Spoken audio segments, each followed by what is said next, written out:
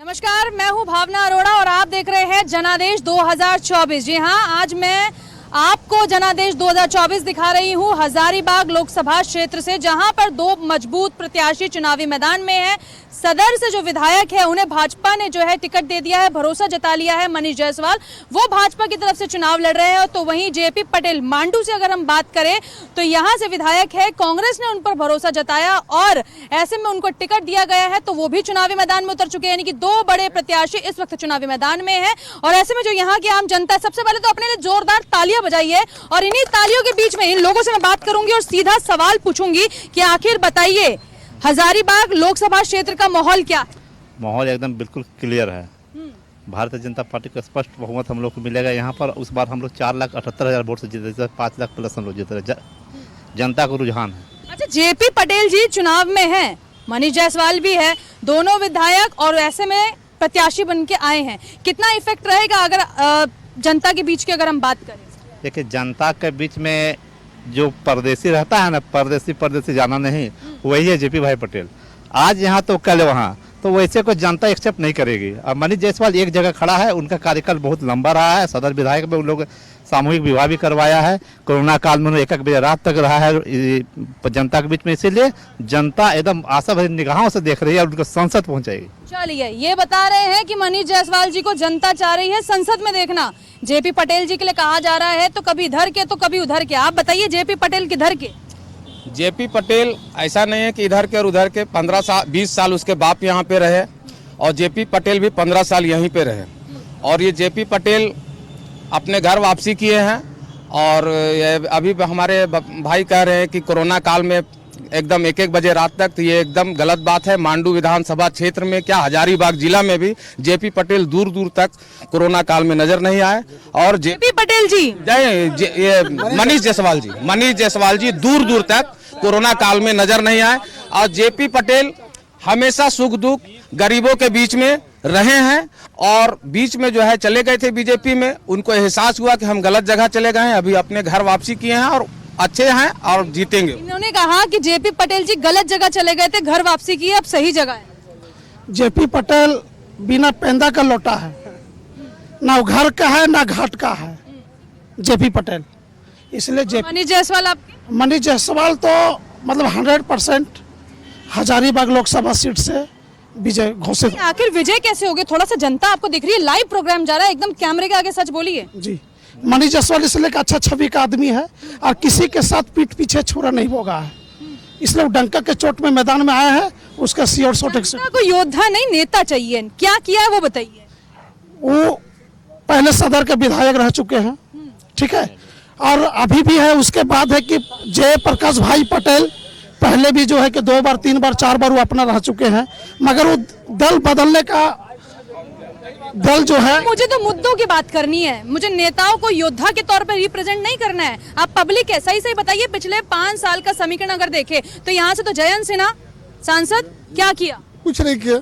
मांडू विधानसभा अच्छे थे, रेलवे का हॉट बना दिया, जयंत सिन्हा कुछ काम नहीं किया। जब बीजेपी ने काम की तो जयंत सिन्हा कहाँ से काम करेगा? जब मोदी जी काम नहीं किए, महंगाई 600 में पहुंचा दिया, तो जयंत सिन्हा छोटा सा प्यादा है उनका, वो क्या करेंगे जब उनका पार्टी काम नहीं किया? अच्छा, आप क्या कह रहे हैं? मेरा कहना है कि हमारे माननीय प्रधानमंत्री बहुत ज्यादा काम किए हैं। जो काम कोई नहीं किए पूरे विश्व पटल पर, वो मोदी जी किए। आज जितना नेता डरे हुए हैं मोदी जी से, ईडी के डर से, और वो लोग ही कांग्रेस से भाग करके चले जा रहे हैं बीजेपी में। और जितने गंदे छवि के नेता थे वो सब बीजेपी में जाकर एक सवाल ईडी को लेकर, सिर्फ ईडी को लेकर मेरा सवाल है। आप आम जनता, आपसे पूछना बनता है, ये जो हाल ही में पैसे मिले हैं बिस्तर पे, जो एक इतने सारे पैसों का भंडार मिला है, ये ईडी लेकर पहुंची थी क्या? नहीं, ईडी लेकर नहीं पहुंची थी। ये सरकार के पहले रघुवर दास के समय में या अर्जुन मुंडा के समय में भी उसका पीएस रहा करते थे वो, तो वो जांच के विषय है, वो उनका पर्सनल है। वो जो हमारे मंत्री के घर से नहीं मिला, उसके नौकर के यहाँ से मिला। और ये थोड़ा सवाल बनता है ना कि मंत्री के, ओएसडी के नौकर के घर से इतना पैसा और फिर ईडी पे आरोप, तो मतलब जो जांच हो रही है वो सही हो रही है गलत हो रही है? ऐसा मैडम, इसका बैकग्राउंड जो है ना, जो सचिव थे बीजेपी समय से थे, इनका पैसा आज का नहीं है, बीजेपी से कमाया हुआ पैसा उनके पास। तो वर्तमान में भ्रष्टाचार बढ़ता गया? भ्रष्टाचार तो बढ़ गया बीजेपी के समय में। वर्तमान में भी बीजेपी के समय में भ्रष्टाचार। यहाँ तो गठबंधन की सरकार है। गठबंधन की सरकार ने सचिव तो वही है, बीजेपी के समय का है। लेकिन तो समय तो परिवर्तन हो रहा है। पुराना धन जमा किया हुआ धन है, आज का धन नहीं है, पुराना धन है। जांच का विषय, जांच की तब पता चलेगा कि कहाँ से धन आया। इन्होंने कहा कि पुराना धन है। देखिए, पहले तो इनको जानकारी होना चाहिए। अभी बोले घर वापसी, इनको पता होना चाहिए जेबी भाई जेएमएम से थे, कांग्रेस से नहीं थे। इनको पूरा जानकारी नहीं है। की जानकारी बढ़ा रहे हैं आप, किन्होंने कहा? भाई साहब को बढ़ा रहे हैं कि कांग्रेस में घर वापसी के जेएमएम के थे और चुनाव होने के बाद फिर जेएमएम जाएंगे। अच्छा। क्या उनके विधानसभा फिर लड़ना है। नहीं, यहाँ पे इन्होंने कहा कि ईडी का जो छापा है उसको लेकर अभी 350 करोड़ पहले निकला, किनके घर से निकला?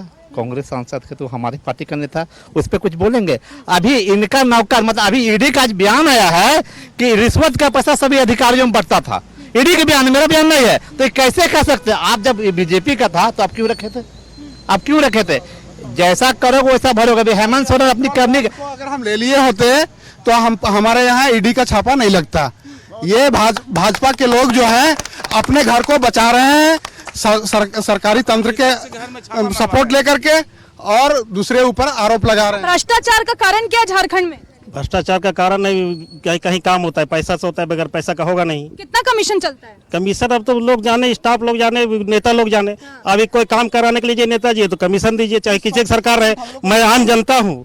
ये देखिए, ये कम से कम पब्लिक के लिए यहाँ पर मार्केट बनना चाहिए।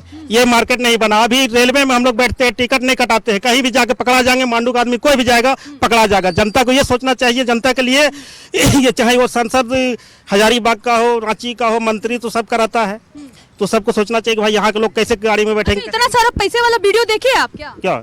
हाँ, हमेशा देखते रहते हैं। ये कहाँ का पैसा है?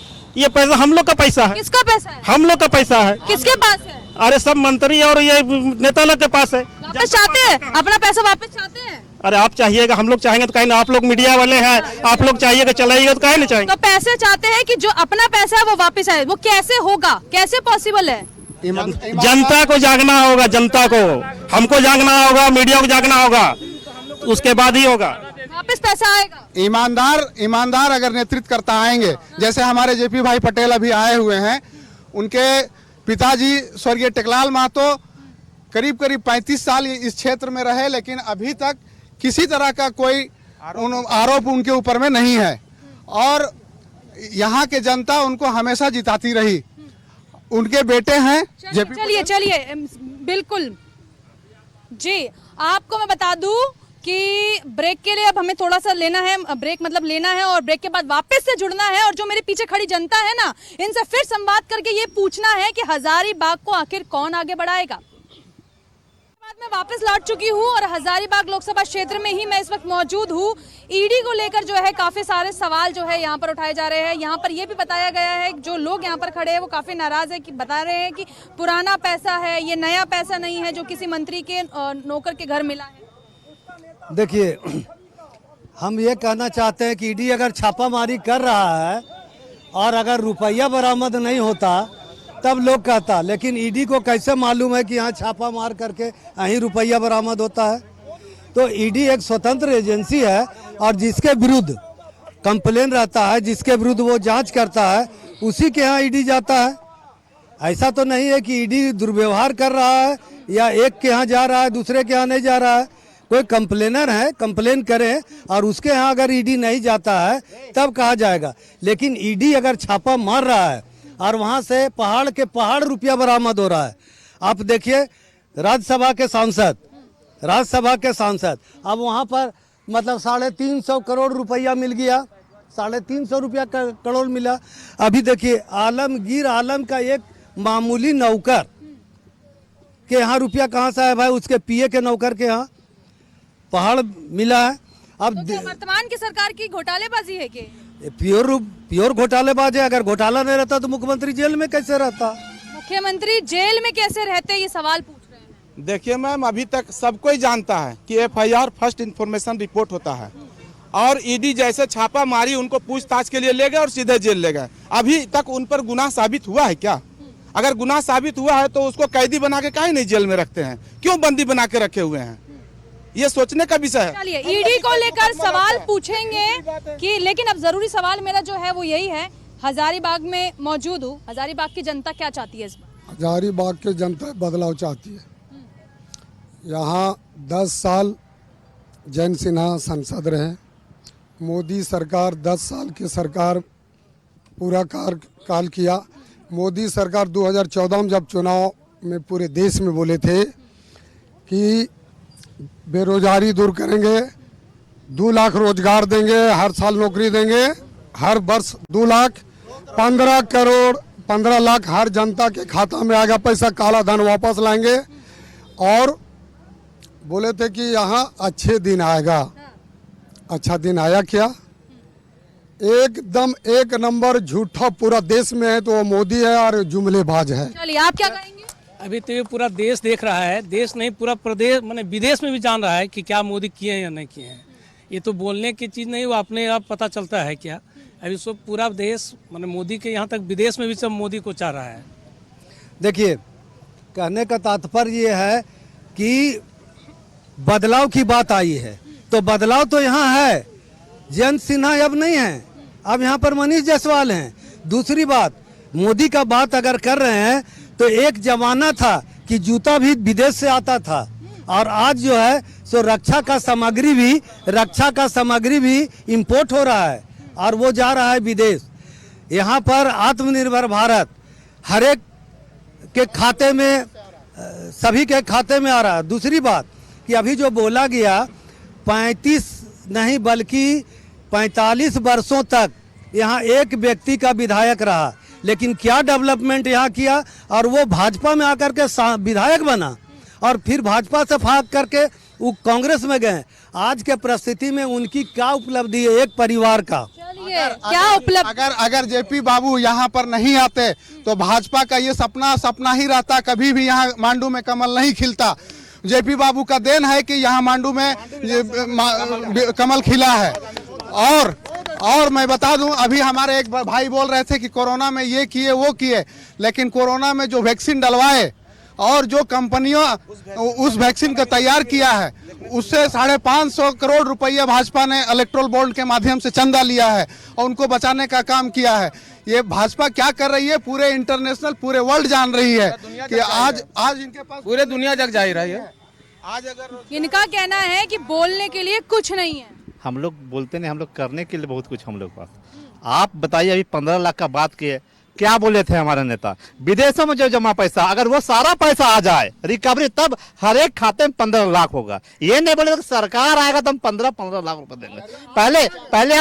पहले पूरा सिस्टम को समझ ले, क्या बोलना नहीं। और जहाँ तक रह गया काम के बाद, तो मोदी जो काम किया है ना, आने वाले कई वर्षों में कुछ नहीं होगा। अच्छा, एक बात थोड़ा पीछे जाइए, आप इधर आइए। बता देते हैं, ये जो अगर कोविड की जो बात की, आज तक इतिहास में वो 100 विदेशों में कोविड शील्ड यहाँ से भेजे। आज फेक न्यूज एक बनाया है, वह कभी नहीं बोला, उसका कोई प्रमाण है?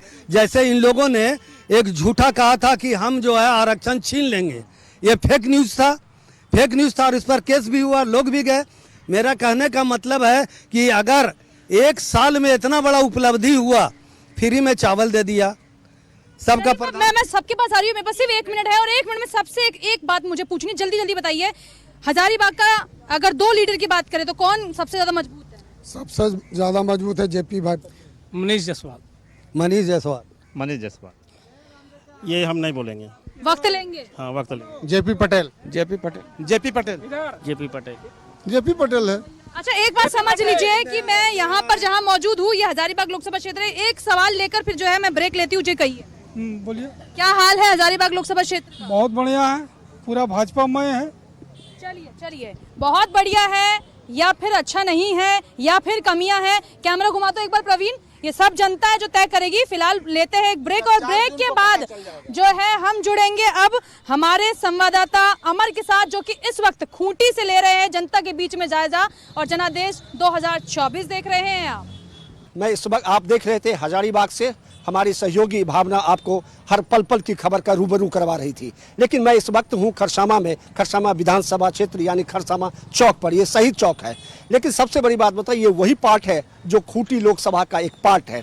यहाँ पर जेएमएम का विधायक है और मैं इस चौक की जानकारी आपको दे दूं इतिहास में कि ये पहला ऐसा चौक है जो आज़ादी के बाद यहाँ पर गोलीकांड हुआ था और इस चौक पर सैकड़ों की संख्या पे यहाँ के लोग मारे गए थे और उसके बाद कहा यह भी जा रहा है कि ये लोग चाहते थे कि अलग से झारखंड बने, लेकिन ये तो बीते दिनों की बात है। अब झारखंड अलग है, झारखंड बन गया है और नए भारत का इतिहास रचने जा रहा है, क्योंकि खूंटी लोकसभा क्षेत्र में ये आता है और यहाँ से 2 उम्मीदवार चुनाव मैदान में है।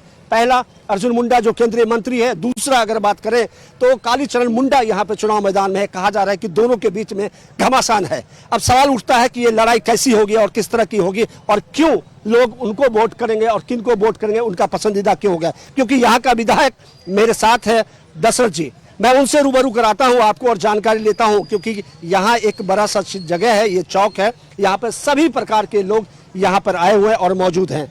सबसे पहले तो मैं आपका स्वागत है दशरथ जी। ये इलाका माना जाता है कि ये आपका है और आप यहाँ के विधायक हैं। क्या आपको लगता है, क्योंकि आप दिन भर घूम रहे हैं और अपने उम्मीदवार का समर्थन के लिए, क्या प्रतीक हो रहा है? क्योंकि ये एरिया मेरी नहीं है। आप यहाँ के विधायक हैं? हाँ, यहाँ के हम विधायक हैं। खरसवां का जनता का स्नेह और प्यार जो हमें मिला है, हम उसको हमेशा जनता के बीच में बरकरार रखूं, ये मेरा हमेशा कोशिश रही है। क्योंकि आज देश के लिए लोकतंत्र का महापर्व हो रही है। आगामी 23 मई 2024 दिन सोमवार को खूंटी लोकसभा क्षेत्र के लिए सांसद का चुनाव होने जा रही है। उस चुनाव में इंडिया गठबंधन के तहत कांग्रेस से प्रत्याशी कालीचरण मुंडा जी को बनाया गया है। हम लोग झारखंड मुक्ति मोर्चा के सिपाही हैं। गुरुजी का हम सभी शिष्य हैं। गुरुजी के निर्देश पर हम लोग झारखंड मुक्ति मोर्चा तीर धनुष छाप कांग्रेस पार्टी का हम लोग समर्थन किए हैं। हम और मेरी पूरे इंडिया गठबंधन के साथी लोग विगत 28 अप्रैल से अब तक हम लोग खरसवां विधानसभा क्षेत्र के 5 प्रखंड 47 पंचायत का भ्रमण पूर्ण कर चुके हैं। आज तक का जो क्षेत्र में जनता की जो रुझान मिल रही है इंडिया गठबंधन की ओर, आज तक हम लोग 70,000 वोट पा रहे हैं। आपके ऊपर एलिगेशंस ये है, प्रधानमंत्री आप आया होगा, आप भी सुने होंगे, अखबार पढ़ते होंगे, देखते होंगे टीवी में, उन्होंने कहा कि जो ये लोग हैं ये सब जो है चोरी करते हैं। सीधा डायरेक्ट आरोप था आपके ऊपर और आपके सहयोगी के ऊपर। इसका सामना कैसे करेंगे? नहीं, चूंकि देश का प्रधानमंत्री आदरणीय श्री नरेंद्र भाई मोदी जी ने जो 2014 में संकल्प लिया था, सबका साथ सबका विकास, हम अच्छे दिन लाएंगे, भारत के 2 करोड़ नौजवानों को नौकरी देंगे, भारत का काला धन को हम वापस लाएंगे, भारत के प्रत्येक व्यक्ति को हम 15-15 लाख रुपया खाते में देंगे। ये जितने भी उनका जो अपनी जनता के प्रति जो बात को समर्पित किया था, एक भी काम 14 से 19 के कार्यकाल में नरेंद्र मोदी जी ने पूरा नहीं किया। इसका असर इस चुनाव में दिखेगा?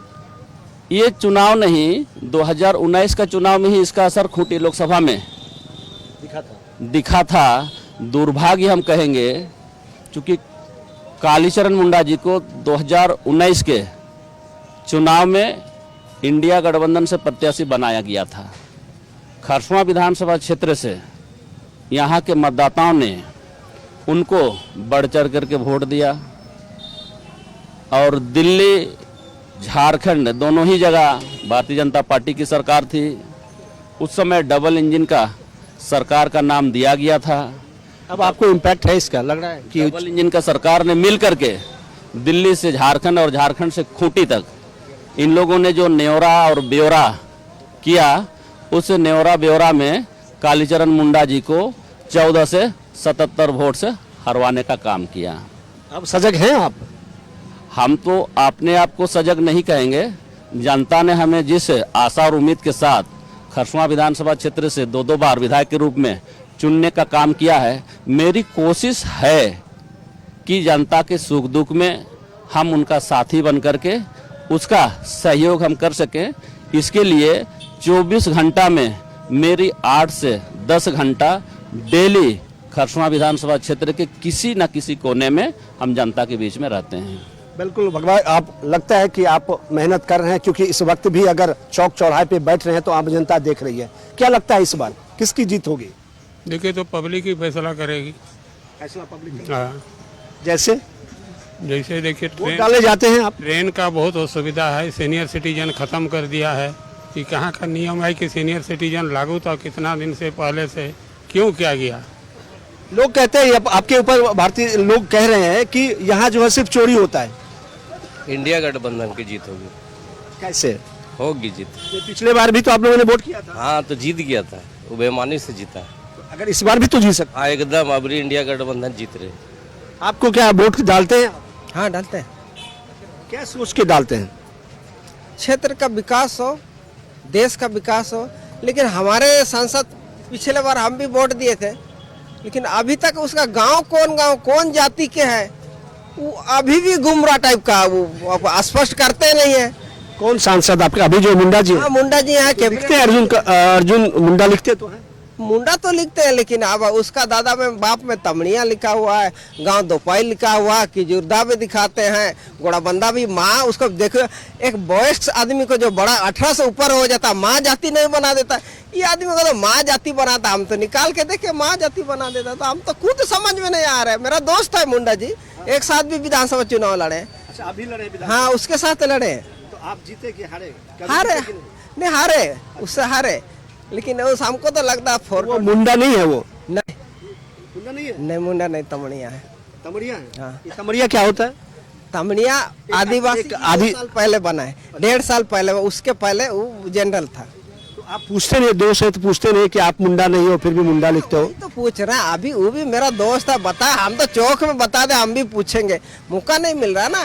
वो दिल्ली में रहता है, हम गाँव में रहते हैं, बात ये हो रहा है। बिल्कुल, ये दिल्ली में रहते हैं, गांव में रहते हैं, इनका अपना एक चीज है। बाबा आप वोट करते हैं? आप वोट करते हैं, जाते हैं वोट? आप तो काफी एक्सपीरियंस होल्डर हो, क्या लगता है आपको इस बार किसकी सरकार बनेगी? सरकार तो देखिए जैसा स्थिति चल रहा है उस हिसाब से अगर नरेंद्र मोदी जी अगर घपला नहीं किए, घपला अगर नहीं किए तो सरकार उनका नहीं बनेगा। इसका डर है आपको? हाँ, सिर्फ ओनली घपले और नहीं तो कुछ भी नहीं है। नरेंद्र मोदी को लोग वोट नहीं देता है। लेकिन जीत तो रहे ना वो? जीत तो रहे, बोल तो रहे। बाबा उन्होंने कहा इस बार 400 पार हो सकता है। हम तो लगता है कि 543 उन्हीं को दे दिया जाए। अच्छा, उन्हीं को? हाँ उन्हीं को। इस बार मोदी जी बोल रहे हैं कि 400 पार नहीं हो पाएगा। 400 पार क्यों? क्योंकि खरसवां में जितना भी सांसद है, अर्जुन मुंडा 3 बार मुख्यमंत्री थे, एक बार जन कल्याण मंत्री। वो आके देखे साइड में जाके सुदूरवर्ती इलाके गांव में क्या विकास किए हैं आज तक। उसका जो बीजेपी का कैंडिडेट है, जो बढ़िया आदमी है, वही लोगों को देख रहे हैं। आज तक गरीब से जाके पूछा है? पूछिएगा नहीं।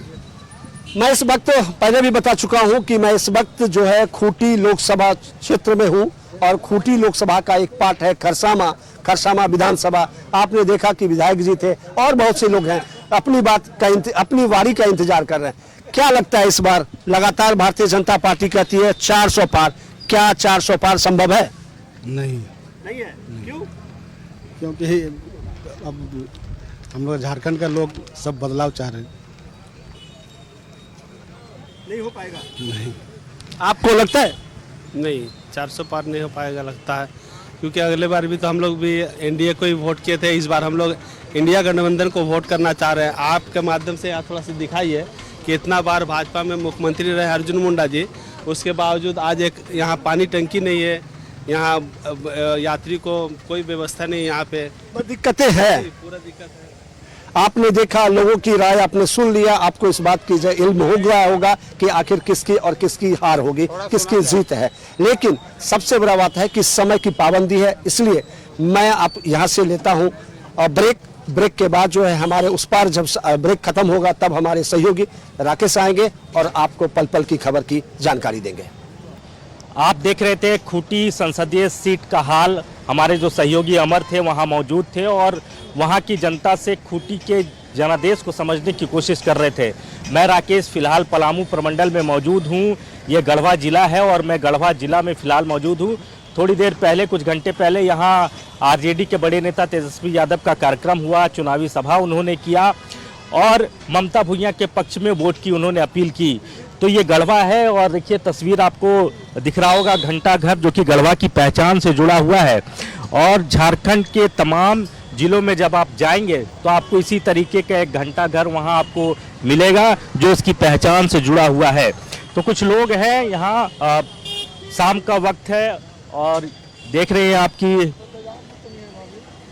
हम कुछ लोगों से जुड़ते हैं और समझने की कोशिश करते हैं कि इस बार पलामू क्या बोल रहा है।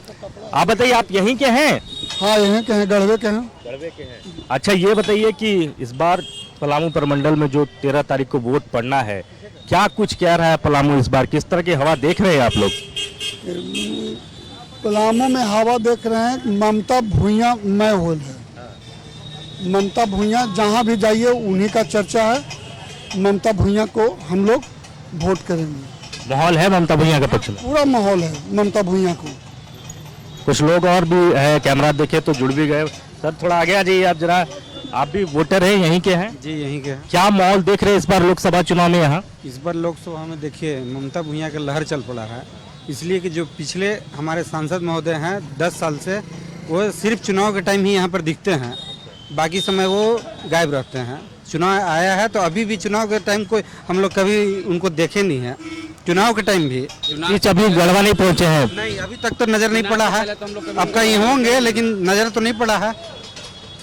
तब जीतने के बाद फिर अगले चुनाव में आते हैं तो 10 साल तो गढ़वा का बर्बाद हो गया। 10 साल में पलामू में कुछ काम नहीं हुआ? जो यहाँ के स्थानीय वर्तमान जो सांसद हैं, जो प्रत्याशी भी हैं, सांसद रह चुके हैं बीडी राम, वो 10 साल में यहाँ पे मतलब अपना फेस भी नहीं दिखाते हैं। उनको हम लोग उनको 2 बार जिताया गया, लेकिन वो हमको नहीं लगता है कि हम लोग भी उनको अच्छे से नहीं जानते हैं कि हमारे सांसद कौन है, बीडी राम कौन है जी। तो इस बार पलामू की जो मैया है ममता भुइयां, वो इस बार बहुत ही अच्छे से हम लोग जिताने का काम करेंगे और इस बार हम लोग पूरा माहौल ममता भुइयां को ही हम लोग। आरजेडी के पक्ष में है माहौल यहाँ? हाँ, पूरा है, पूरा। हम लोग महागठबंधन का जितने लोग हैं सब आरजेडी को ही इस बार हम सपोर्ट करेंगे। सर आप बताइए, क्या माहौल देख रहे हैं इस बार पलामू में?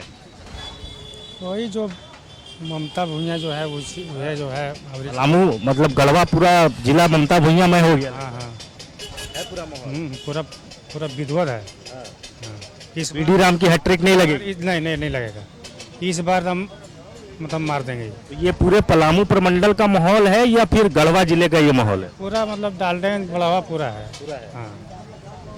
कुछ इधर भी मतदाता है, इधर भी जुड़ते हैं। देवाशीष जरा इधर आइए, कैमरा लेके।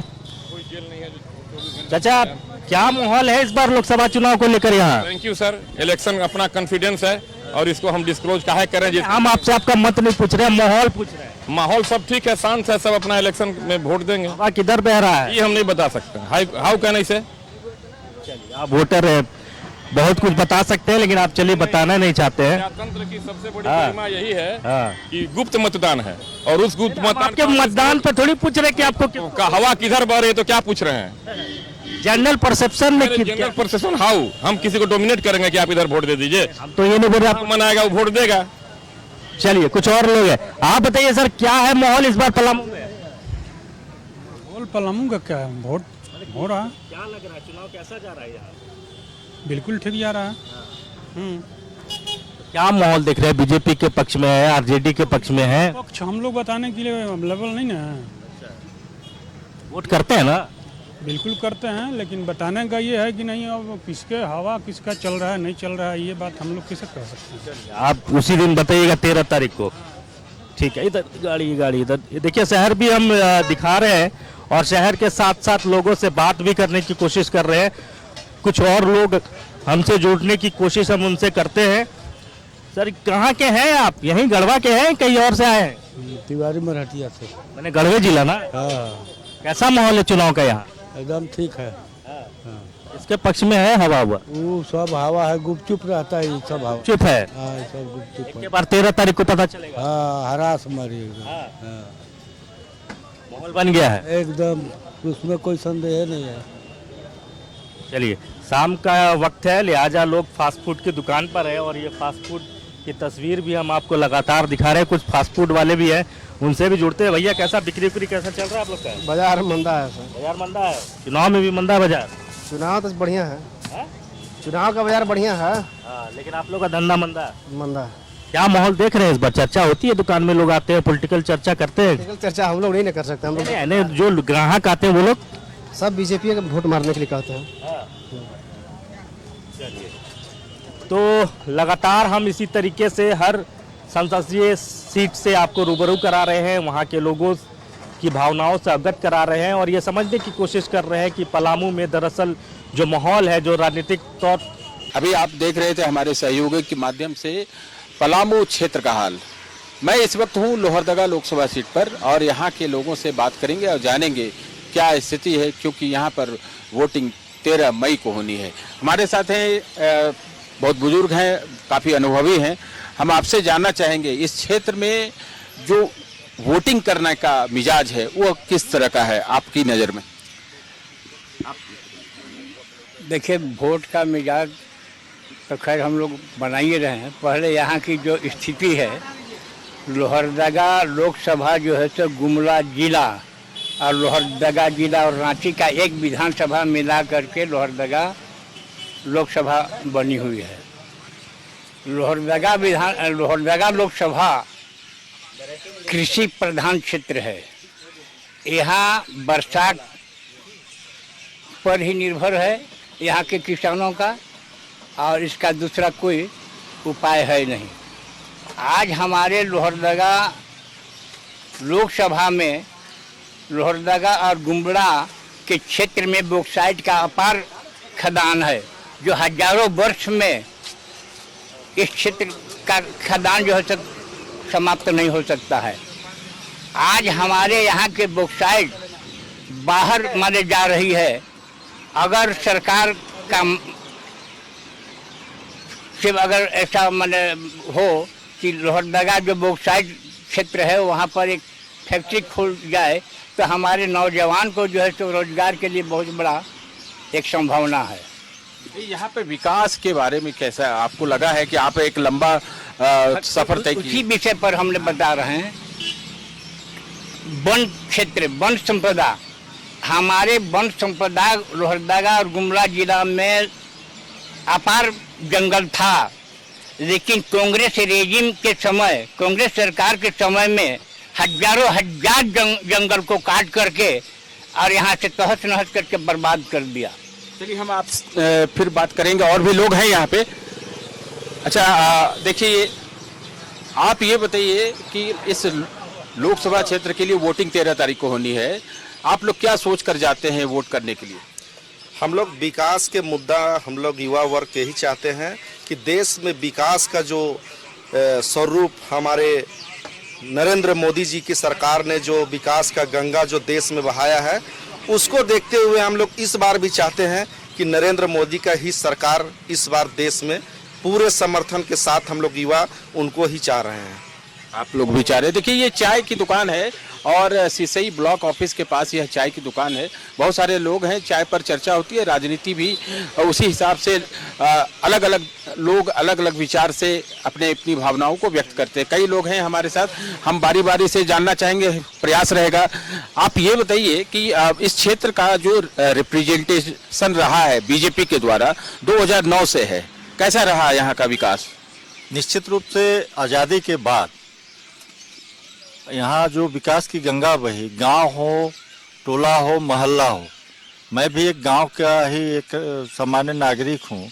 यहाँ रोड, पुल, पुलिया की इतनी समस्या थी कि लोग बाजार, हाट, सिसई हमारा मुख्य यहाँ पर एक शहर है, आने के लिए लोगों को या तो फिर दूसरे रास्ता का प्रयोग करना पड़ता था या फिर वो बरसात में अपना 2 महीना का सामान यहीं से उठा के अपने गांव में सीमित हो जाते थे। आज ये स्थिति है कि गांव से यहाँ से 15-20 किलोमीटर जो दूरी है प्रखंड मुख्यालय से, लोग 20 मिनट में यहाँ आके अपना सारा काम करके काम हुआ है। तो अभी लेते हैं एक छोटा सा ब्रेक। ब्रेक के बाद फिर हम हमारी चर्चा जारी रहेगी। चाय की दुकान पर सभी लोग इकट्ठा हैं, बड़े उत्साहित हैं, क्योंकि वोट करना है, संवैधानिक अधिकार का प्रयोग करना है। हमारे साथ कई लोग हैं, इनसे जानेंगे क्या आप शॉर्ट में बताएं कि क्या सोच कर आप वोट करेंगे? आज से 10 साल पहले गांव-गांव में सड़क नहीं था। मोदी सरकार का आने के बाद सड़क बन गया, हर बीमार व्यक्ति समय में हॉस्पिटल पहुंच जा रहे हैं। उससे पहले हॉस्पिटल लाते तक में डेथ कर जाते थे। यही विचार है, इसीलिए मोदी सरकार को हम लोग को फिर से रखना है। के फैन है आप, अच्छा काम हुआ। देखिए चाय की दुकान है, ये सब चीज सुनते होंगे, देखते होंगे, कौन सही कह रहा है। आपकी नज़र में क्या है, यहाँ पर मुकाबला कैसा है? यहाँ पे लोहरदगा लोकसभा में त्रिकोणीय मुकाबला है, लेकिन यहाँ पे निर्दलीय और बीजेपी में टक्कर है। ये निर्दलीय और बीजेपी में टक्कर? हाँ, निर्दलीय और बीजेपी में टक्कर है। कांग्रेस इसमें तीसरा स्थान आने वाली है। तीसरे स्थान पे देखिए क्या क्या बोल रहे हैं। अच्छा, क्या आपको लग रहा है कि यहाँ पर त्रिकोणीय मुकाबला है? नहीं, यहाँ पर त्रिकोणीय मुकाबला नहीं है।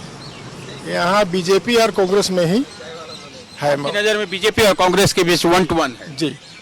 निर्दलीय चमरा लिंडा कहीं नहीं है रेस? चमरा लिंडा कहीं रेस में नहीं है। आप बताइए, आप सर बहुत पुराने हैं यहाँ पर, जो जिस उम्मीदों के साथ आप प्रत्याशी को चुनते हैं, खरा उतरे?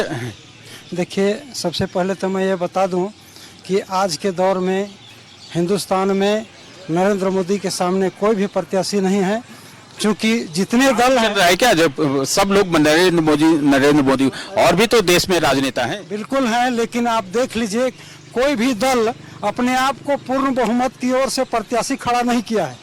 वैसी परिस्थिति में अगर सारे लोग जीत करके आएंगे तो जिस तरह से चोरी का माल का बंटवारा होता है, उसी तरह का विपक्ष के लोग बांटने में आपस में लड़ जाएंगे।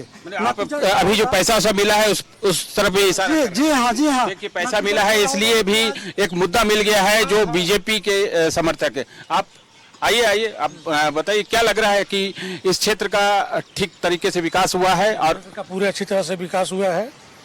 दूसरी बात, मोदी सरकार में जो स्वास्थ्य कार्ड मिला, आयुष्मान कार्ड जो बना हुआ है, ठीक है, उससे बहुत गरीबों को बेनिफिट हुआ, ठीक है, और फायदा हो रहा है। जहाँ जहाँ सड़कें नहीं थी, पूरे गांव में सड़क से पाट दिया गया, आने जाने की यातायात की सुविधा बढ़ गई, हॉस्पिटल आने में ठीक ठाक रहा है बीजेपी सरकार। सरकार अच्छा, ये बताइए कि अगर आप बताइए कि अगर काम अच्छा हुआ है तो फिर ये सुदर्शन भगत जी का टिकट क्यों कट गया? ऐसा है, वो 3 बार से इस क्षेत्र के प्रतिनिधित्व किए सुदर्शन भगत जी। तो युवा नेता जो है हमारा समीर राव जी, उनको भी एक बार लोकसभा से उनको मौका दिया जा रहा है। राज्यसभा में भी तो थे, राज्यसभा में थे, और इस क्षेत्र के हैं, इसलिए इस क्षेत्र के हैं, इसलिए इस बार फिर उनको। आप बताइए, आप कोई कारण उपयुक्त बताइए कि क्यों सुदर्शन भगत जी का टिकट कटा है? समीर उरांव जी को टिकट मिला? सुदर्शन भगत जी का टिकट कटा नहीं है। सुदर्शन भगत जी का टिकट कटा नहीं है। वो सामान्य व्यक्ति हैं, उनको लोग जनता का लगा कि भाई एक बार फिर परिवर्तन करके नया चेहरा दिया जाए, ताकि जनता में और उत्साह बढ़े। उत्साह बढ़ाने के लिए नया कैंडिडेट फिर डाला गया है, उनको काटा नहीं। आपको लग रहा है कि यहाँ पे इस लोकसभा क्षेत्र में चुनाव ट्रायंगुलर है या फिर कांग्रेस और बीजेपी के बीच है?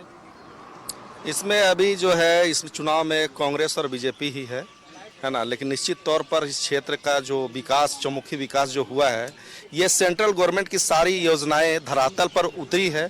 इसको देखते हुए यहाँ के जनता ये मन बना चुके हैं कि निश्चित तौर पर आने वाला समय यहाँ पर 14 के 14 लोकसभा सीट बीजेपी के खाते में जाने वाले। बीजेपी के समर्थक है, हार्डकोर जी। हम एक आम जनता है, आम जनता है।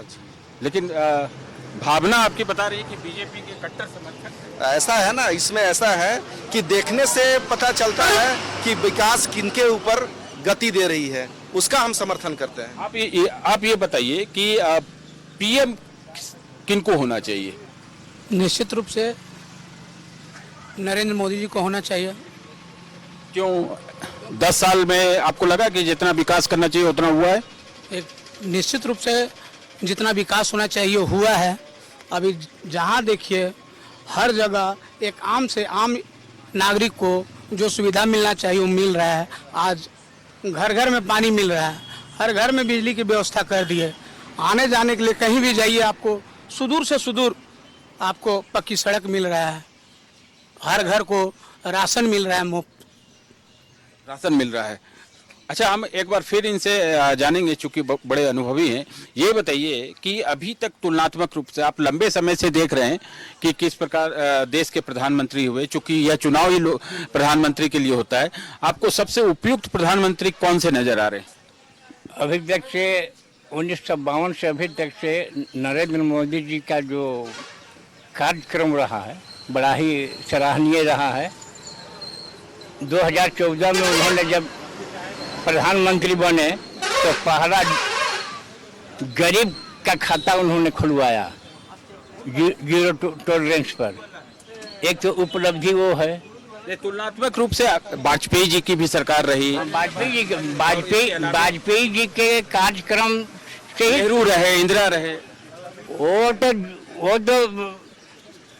आधी रोटी खाएंगे और कांग्रेस को बुलाएंगे, बस यही नारा ढकोसला मान किए, गरीबी मिटाएंगे, वो भी कहने ढकोसला उनके, वो तो एक वो लोग का आडम्बरी। तो और भी लोगों से फटाफट हम बात करेंगे। ये बताइए कि और कई ऐसे सेक्टर है जिसमें काम हुआ है या नहीं हुआ है, जैसे किसानों के लिए, चूंकि ये क्षेत्र किसानों के लिए प्रमुख रूप से माना जाता है। देखिए, किसानों के लिए जो किसान सम्मान निधि हम किसानों को साल में 6,000 मिलता है। एक बार फसल लगाने के समय, एक बार फसल काटने के समय और एक बार उसको लगाने के समय, 3 बार जो मिलता है ना, हम किसानों के लिए काफ़ी लाभान्वित पैसा है जो समय पर काम आता है। दूसरी बात है कि मान लीजिए यहाँ गरीबी क्षेत्र है, इस क्षेत्र में तो कोई फैक्ट्री या माइंस तो है नहीं, यहाँ के भोले भाले किसान हैं और वो खेती पर निर्भर करते हैं। उसके लिए भी मोदी सरकार ने उसके लिए भी आप बताइए, मोदी सरकार ने युवाओं के लिए क्या काम किया है? ठीक काम किया है, हाँ या ना? हाँ, संतोष, आप बोलिए, क्या बोल रहे हैं? मैंने कैसा है, ठीक ठाक रहा है मोदी सरकार? तो ये देखिए, हम लोहरदगा से जनादेश ये था, यहाँ के लोगों से हम बात कर रहे थे। 13 मई को यहाँ पर मतदान है, पूरे उत्साह है इस क्षेत्र में। एक बार हम यहाँ की जनता का धन्यवाद ज्ञापित करेंगे और वापस हम लौटते हैं अपने स्टूडियो।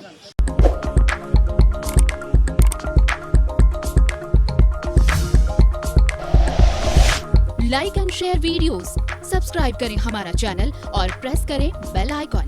News 11 भारत, सच है तो दिखेगा।